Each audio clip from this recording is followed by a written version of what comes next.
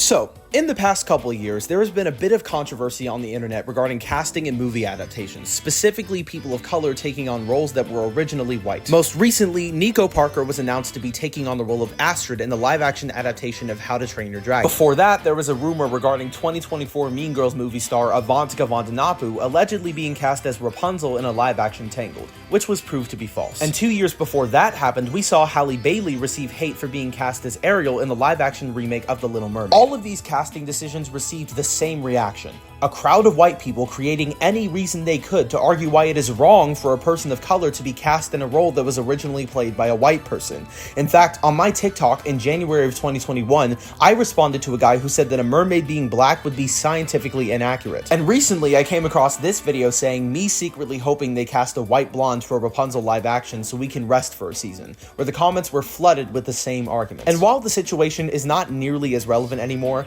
I feel like this is a discussion that needs to be had in depth. I have quite a few points to make, and I want to begin with dismantling some of the arguments I've heard in relation to this topic overall, and then some commentary of my own. So without any further ado, let's get into it. Firstly, when the Rapunzel rumor first began to conspire across the internet, the main complaint seemed to be, we're not racist, we just want the character to look like the Rapunzel we saw when we were kids. But aside from the fact that it's quite plainly just a poorly disguised way of saying that you refuse to accept a Rapunzel that is not white and blonde, which is obviously blatantly racist, the fact is that there is absolutely nothing about the creation of a new film that takes away from your relationship with the original, which remains available to stream on Disney Plus at your leisure. Not to mention, there's nothing stopping you from simply not watching it, which shouldn't be difficult because it's not real. At no point between now and April of last year, when the controversy first arose, has Disney announced anything even relating to the possibility of a live-action Tangled. But, as expected, people on the internet are simply uninterested with doing any meaningful research and would rather simply interpret anything as reality as long as it is stated in confidence,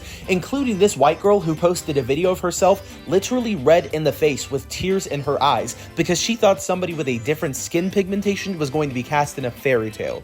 Yet these people can't possibly be racist, right? Additionally, I agree that an adaptation of a classic and beloved film deserves to be honored and should be done right, but it is still merely an adaptation. It would have no actual purpose if every aspect of the new film was simply a replication of the original. And even if this film was real, a brown person playing the role does not change the race of the original Disney princess, nor does it change the fact that the majority of Disney princesses are white, or that the majority of media as a whole is represented by white people. To add to this, you have to consider the fact that one of the biggest parts of recasting a role in musical theater is that even if they are all white, every actor that reprises a certain role is going to look different. A great example, Patty Murin was chosen to originate the role of Anna when Frozen was adapted into a stage musical for Broadway in 2018, and I think all of us would agree that she looks closer to the original look from the 2013 film. However, Aisha Jackson was a standby for Anna for 2 years and went on for the role multiple times. She looks nothing like the original princess, but is still incredibly talented and skilled and executed the role just as wonderfully as Patty did. In that same respect, take a look at Jelani Aladdin, who originated the Broadway role of Kristoff despite having no physical similarities to the Kristoff we know from the films,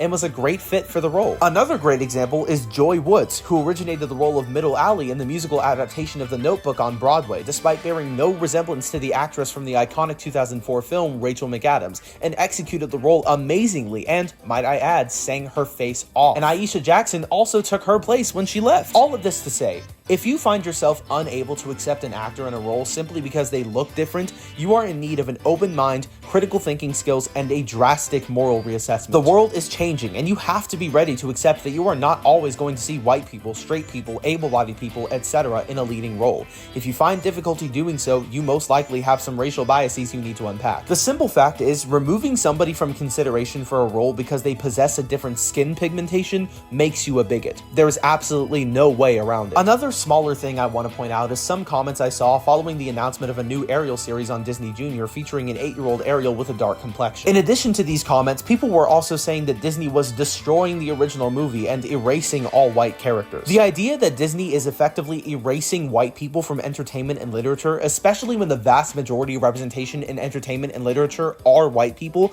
is absolutely ridiculous in itself. But the fact that people genuinely believe that an entirely different version of a character not being white completely completely destroys the original movie, but then will turn around and claim they aren't racist is sheer insanity. Now, one of the biggest things I want to talk about here relates to an argument I see often in discussions regarding casting people of color in roles originally played by white people, saying things like, if Ariel or Rapunzel can be black, let's make Mulan black or Tiana white. This is such an insane line of reasoning because it is so easy to dismantle if you think about it for like 5 seconds. The character Tiana is based on a real black woman, and the movie follows a black woman living in New Orleans during the Jim Crow era, struggling to make a living and be taken seriously. And the music mainly consists of black genres, including blues, jazz, and soul music. So changing her race would not only make much less sense for the movie, but would also be complete invalidation of real events, real people, and representation. Let's take Mulan. Her story takes place in Imperial China and is based on a poem derived from a historical event, meaning that Mulan being cast as a white woman would not only simply make zero sense, but would also be insensitive and invalidating of Asian culture and representation, specifically Chinese. Compare this to a story about a mermaid who is the daughter of the king of the sea and is given a magical spell that gives her feet and travels to the land with a talking fish, a talking seagull, and a Jamaican crab, and I think you will see it is fairly clear why race is not a major factor in telling stories of this nature. I've seen people arguing that Rapunzel is German, so therefore she has to be white, but the only reason we regard Rapunzel as a German fairy tale is because the tale was adapted by German folklorists, the Brothers Grimm, in the 1800s, which is how it gained its popularity. But people who actually did their research would know that the inspiration of Rapunzel dates back centuries longer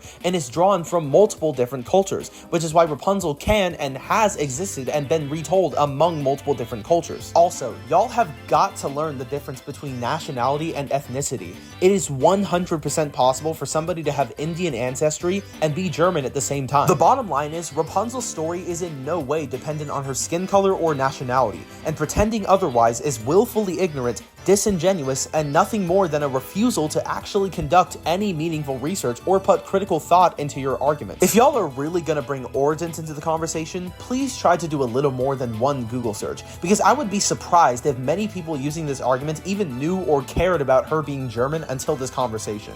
Mandy Moore, the original voice actor for Rapunzel in Tangled, isn't even German, and it's not established in the story at any point. It's almost like it holds no significance to the story whatsoever. Apropos of that, when I made that video on TikTok responding to that guy's science argument, someone left a comment which read, "What if a white woman were to take the role of a black fictional character?" Just a hypothetical. Now, obviously, this merely presents itself as a deflection from the original argument, insensitively flipping the script on black people when we're having a conversation about racism. However, I think it is nonetheless worth explaining in depth why it is not acceptable for a white person to be recast in a role that was originally black.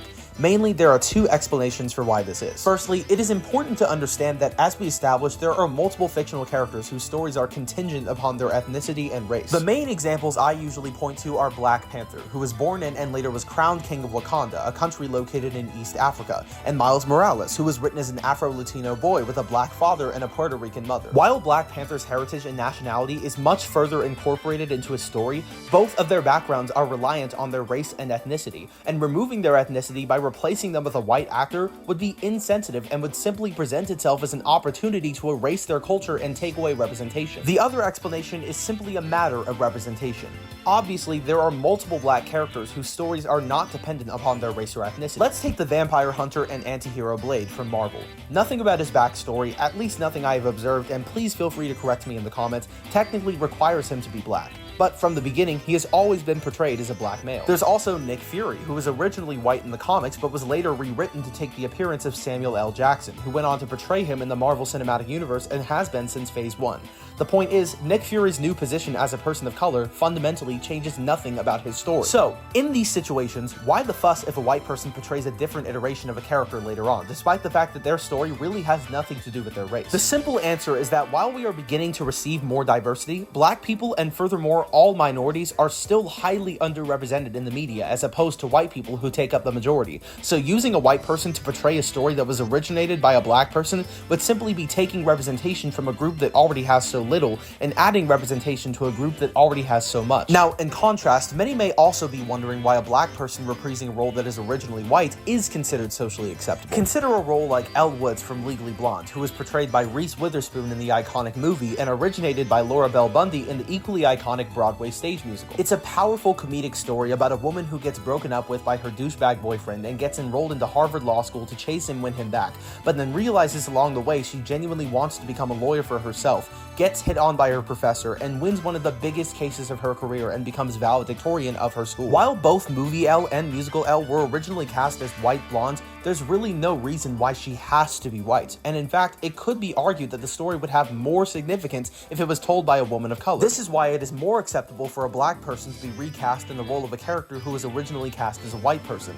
In many cases, their stories are independent of their race or ethnicity, and therefore do not need to be given any specific race or ethnicity. Now, of course, there are rare cases in which, due to the racial significance of the story in relation to other characters around them, the main role should be played by a white person. A perfect example of situations such as these is the original Captain America and Isaiah Bradley from Marvel Comics. Much of Isaiah Bradley's story is changed for the Marvel Cinematic Universe. During the Cold War, the armed forces were trying to recreate the super soldier serum which gave Steve Rogers his powers before he was frozen, and the only serum attempt that was created correctly was the one they gave to Isaiah. But they were afraid that their secret about the experiments could get out, so they ordered an airstrike on the camp where they were holding the black super soldiers they used as test subjects. Isaiah went to save them, and the armed forces arrested him and put him away for 30 years, where they experimented on him further to once again attempt to recreate the serum. Because of the way he was treated, he convinced himself that a black man could never be Captain America, while Steve Rogers was celebrated not just as a hero, but as a symbol of America. The point is, each of these hold genuine racial significance to the story, and therefore their roles are dependent on their race and ethnicity. Last thing for today.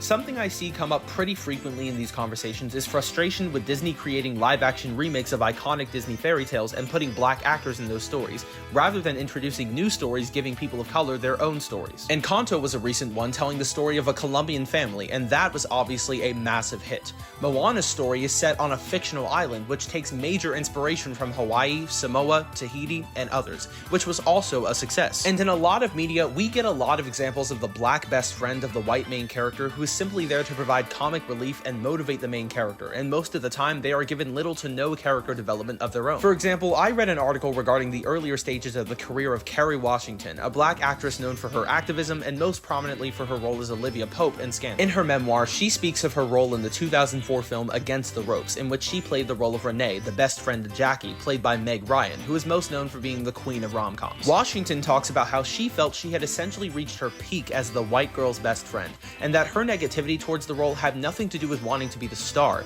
but rather with her desire for her characters to have their own story and not, quote, an accessory to a white woman's journey. Though this does not undermine the importance of representation, nor does it change how children of color or any marginalized group benefit from that representation, it is still a valid aspect of the conversation. I know this video was longer than usual, but I've been thinking about making an extended video about this for a while, especially with major conversations regarding race and casting decisions in recent years. And the fact that there is so much division over the people that are cast in our favorite shows and movies simply because of their appearance is unsurprising but disheartening. And as someone who instantly fell in love with the story of Miles Morales after discovering Spider-Man as a child, I cannot stress how important it is for little black and brown girls to be able to look at a Disney princess and be able to see themselves. Thank you all for watching, and have the day you deserve.